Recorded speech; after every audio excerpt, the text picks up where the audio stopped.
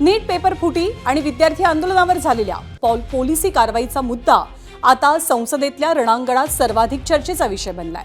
पावसाळी अधिवेशन सुरू आहे आणि पावसाळी अधिवेशनाच्या सलग 8व्या दिवशी सुद्धा विरोधकांनी याच मुद्द्यावरनं आक्रमक भूमिका कायम ठेवली। राज्यसभेचं कामकाज तर दिवसभरासाठी तहकूब झालं, तर लोकसभेचं कामकाज दुपारी 2 वाजेपर्यंत स्थगित करावं लागलं। वाढता राजकीय तणाव पाहता संसदीय कार्यमंत्री किरेन रिजिजू यांनी विरोधी पक्षाच्या नेत्यांची एक बैठक बोलावली। सरकार परीक्षा सुधारणा आणि शिक्षण विधेयकावरती चर्चेसाठी तयार असल्याचं सांगितलं। त्यानंतर विरोधकांनी सुद्धा चर्चेची तयारी दाखवली आणि लोकसभेच्या कामकाजात सहभाग नोंदवला आणि परीक्षा दुरुस्ती विधेयकावरती चर्चेला अखेरीस सुरुवात झाली। चर्चेत सुरुवातीला विरोधकांचा रोष होता तो माजी शिक्षण मंत्री धर्मेंद्र प्रधानांवरती। काँग्रेस खासदार गौरव गोगोई यांनी मोदी सरकारवर तुफान टीका बरसवली, तर समाजवादी पक्षाचे खासदार अखिलेश यादवांनी एका प्रधानला हटवून तुम्ही पंतप्रधानांना वाचवल्याचा टोलाही लगावला।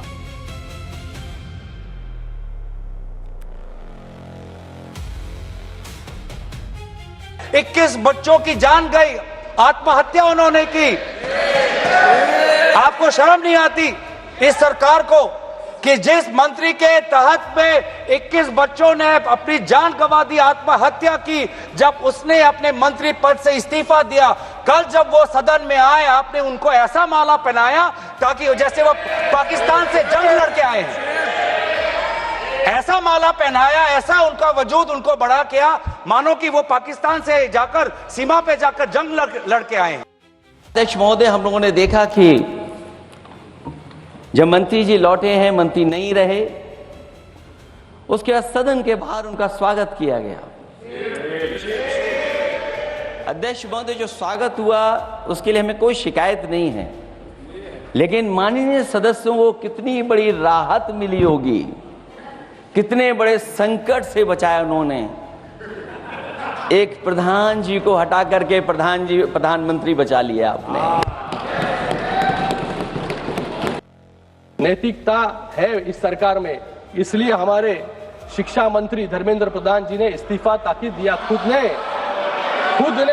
आपके वजह से नहीं दिया, आपके वजह से नहीं दिया। पेपर लीक खुद की जिम्मेदारी ली और उस जिम्मेदारी का निर्वहन करने का काम जो है सरकार के माध्यम से आज यहां पर हो रहा है। पेपर लीक एक्यूज को जल्द से जल्द सजा दिलाने के लिए फास्ट ट्रैक कोर्ट बनाया गया। आज इस ऐतिहासिक बिल के जरिए हम शिक्षा माफियों को सिर्फ जेल की सलाखों के पीछे नहीं, बल्कि उनको कठोर आर्थिक जुर्माना लगाने का काम भी यहां पर हम लोग कर रहे हैं। तर विरोधकांनी धर्मेंद्र प्रधानांवरनं सरकारला टार्गेट केलेलं असताना प्रियंका गांधींनी विद्यार्थ्यांवरती लाठीचार्ज, पेलेट गन आणि अश्रुधुराच्या नळकांड्या फोडण्याचे आदेश नेमके कुणी दिले?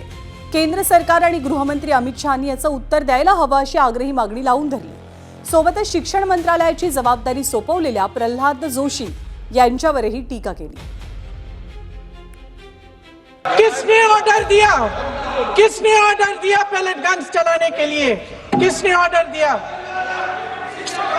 आपके माध्यम से मैं पूछती हूं अध्यक्ष महोदय, किसने ऑर्डर दिया? प्रधानमंत्री जी ने दिया? गृह मंत्री जी ने दिया? जवाब देंगे? पूरा देश पूछ रहा है, सिर्फ कांग्रेस पार्टी नहीं पूछ रही है, पूरा देश पूछ रहा है। अध्यक्ष महोदय, देश के माता पिता पूछ रहे हैं, छात्र पूछ रहे हैं, अध्यापक पूछ रहे हैं, पूरा देश आज ये पूछ रहा है और आपकी जिम्मेदारी बनती है कि आप इस सवाल का जवाब दें। आदरणीय प्रधानमंत्री महोदय जी और आदरणीय गृह मंत्री महोदय जी से पूछना चाहती हूं कि क्या जरूरत थी एक मासूम बच्ची पर इस तरह दमन करने की? क्या जरूरत थी उन छात्रों पर आंसू गैस चलवाने की, उन पर लाठियां बरसाने की, उन पर वाटर कैनन्स चलवाने की?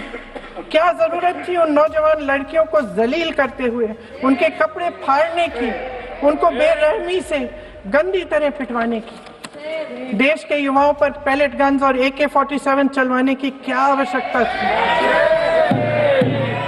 क्या वे आतंकवादी थे? क्या आतंकवादी हैं? प्रधानमंत्री महोदय जी ने नया शिक्षा मंत्री चुना, एक ऐसे व्यक्ति को इस पद पर आसीन किया जिसने एक गर्भवती महिला के बलात्कारियों की रिहाई पर अपनी सहमति व्यक्त की खुशी जताई। देश की करोड़ों लड़कियों को प्रधानमंत्री जी ने इससे क्या संदेश दिया? सर, अखबारों में है। अखबार में नहीं, मेरा कुछ भी बोल के चले जाते हैं क्या? तर लोकसभेत बोलताना प्रियंका गांधींनी थेट शिक्षण मंत्री प्रल्हाद जोशींनाच टार्गेट केल्यानंतर सत्ताधारी सुद्धा आक्रमक झाले। मग स्वतः प्रल्हाद जोशींनी या टीकेला प्रत्युत्तर दिलं तर संसदीय कार्यमंत्री किरेन रिजिजू यांनी प्रियंका गांधींच्या माफीची मागणी केली। प्रियंका जी को ऑथेंटिक करना चाहिए, ऑथेंटिकेट करना चाहिए, और जो मिस इन्फॉर्मेशन कर रहे हैं, नहीं तो मिस इन्फॉर्मेशन के लिए कार्रवाई करना चाहिए सर। ये क्या कुछ भी बोल के चल सकते हैं क्या?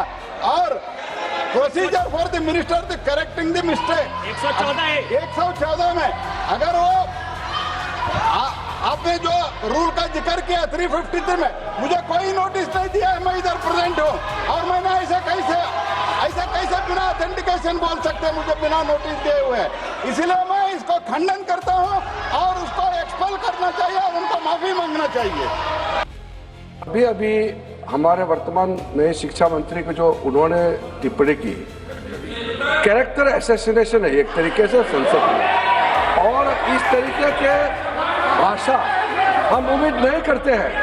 मैं इसमें प्रहलाद जोशी जी ने भी खुद कहा है, एक तो उन्होंने प्रियंका जी ने जो गलत बात कही है रिकॉर्ड पे, उसको रिकॉर्ड से हटा दिया जाए।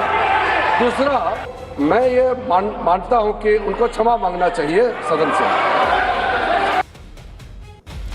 पण आज एक गोष्ट निश्चितच चांगली घडली की संसदेतला डेडलॉक संपला आणि कामकाज सुरू झालं आणि देशाचं भविष्य घडवणाऱ्या विद्यार्थ्यांच्या प्रश्नांवरती चर्चेला मुहूर्त सुद्धा मिळाला। पण या चर्चेतनं विद्यार्थ्यांना न्याय मिळणार की हा विषय सुद्धा केवळ राजकीय आरोप प्रत्यारोपांपुरताच मर्यादित राहणार हा मूळ प्रश्न आहे। गेल्या काही दिवसात विद्यार्थ्यांची आंदोलनं, सर्वोच्च न्यायालयाचे प्रश्न आणि संसदेतला गदारोळ पाहता ही लढाई केवळ एका विधेयकापुरती मर्यादित राहिलेली नाही, ती विद्यार्थ्यांचा ढासळलेला विश्वास पुन्हा जिंकण्याची आणि शिक्षण व्यवस्थेची विश्वासार्हता टिकवण्याची लढाई बनली आहे। त्यामुळे आता देशाचं लक्ष हे केवळ संसदेतल्या चर्चेकडे नाही, तर त्या चर्चेतनं प्रत्यक्षात बदल काय घडतो याकडे लागलेला आहे।